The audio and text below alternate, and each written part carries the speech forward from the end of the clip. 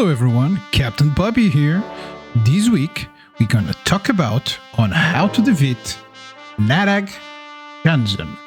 So Narag Shazôn, or the dragon in Return to Moria, is the last boss of the game so far. She's a pretty difficult boss to fight, and her fight consists in 3 separate moments. The first moment is exactly after you open the door to the Hoard of Bones. There, you're gonna find her, and we're gonna have a little bit of a talk, and you're gonna have to fight her minions over and over until you kill a couple of them. To best survive this fight, I recommend you to have a couple of buffs. In this case, I recommend you to have the full buff. For that buff, you need to eat proper food. To have the well-rested buff also, so you should have already rested before the fight. To have the Hero Spirit buff that you can get from the Memorial Flame statue. Have the Revitalized buff, which you can get the Revitalized buff from drinking a pint of Mirover. The Mirover is a brew that you can do. It's pretty helpful because it's gonna keep your life getting back to you, even when you have a despair buff on you. It's pretty strong actually so far. And then, of course, the Horde Wrathful buff you can get from admiring a treasure trove. With all these buffs in hand, you are pretty able to fight the dragon.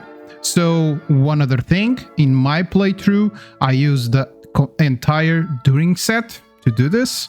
So all the tier 5 set, which gives you a debuff, which makes that you take longer to get despaired, which is pretty strong in my opinion for these fights against this dragon or any other dragon in the game actually that causes despair, and also against the shadow orcs. Also, you're gonna want to use the legendary spear Shananknan. This spear is gonna give extra damage against dragons, and it's essential to fight this boss. But to be honest, it's gonna be probably the spear that you're gonna be using because you need it to open the door to fight the dragon. So the game here helps you. Without the spear, you cannot assess the final boss. So, as I told at the beginning, this fight consists in 3 sections of the fight. The first fight, you're gonna fight a couple of mobs that's gonna spawn all over.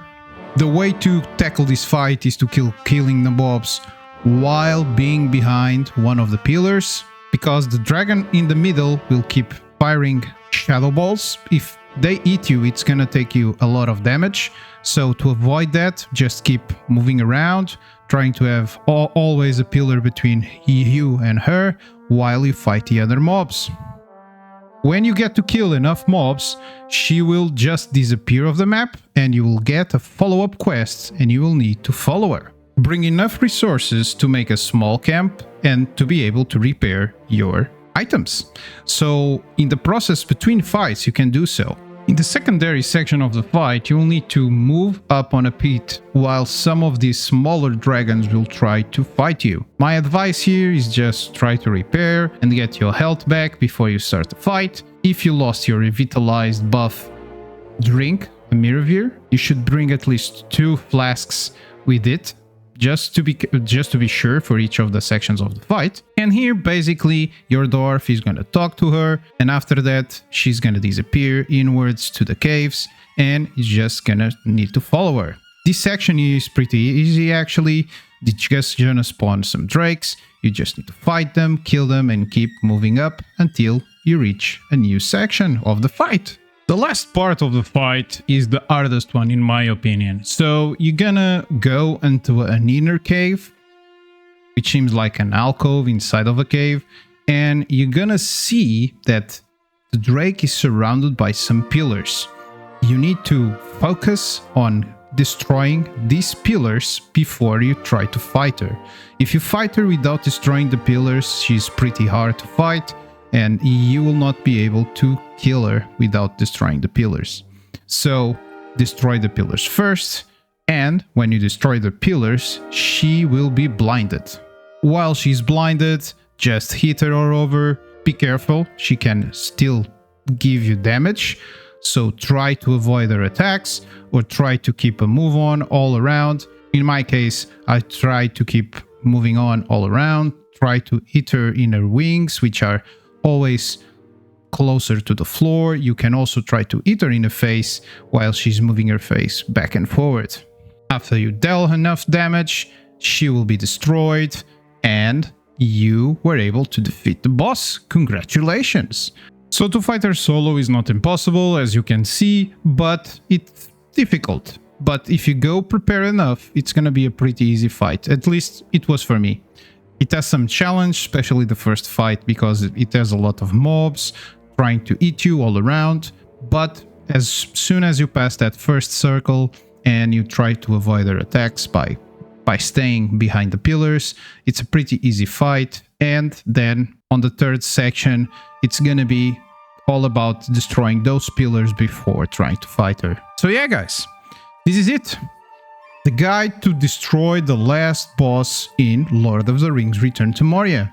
Guys, thank you a lot for keeping up with my videos. Thank you a lot for all you guys that subscribe to my channel. If you like my content and if you saw this video until the end, please consider leaving a like and subscribing to the channel. It would mean the world to me. Guys, now that we ended the game, new content for a new game will come up. I will post a video shortly about what we will play next. It has been quite fun to play Return to Moria. I hope that this game deserves some love. The game is pretty good in my opinion, although it has some tweaks and some issues that can be fixed. But the game is pretty good in my opinion. At least I like to play it. It was fun. Guys, once again, thanks a lot for watching, and don't forget, I'll see you again on the next one.